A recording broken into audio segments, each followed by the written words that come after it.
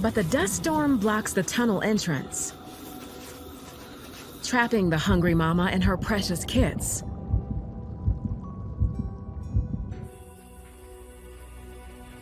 No chance of dinner for anyone tonight.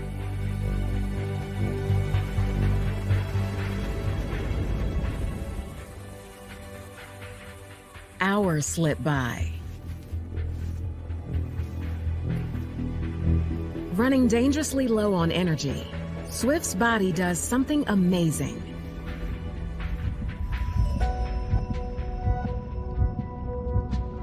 She reduces the blood supply to her kids,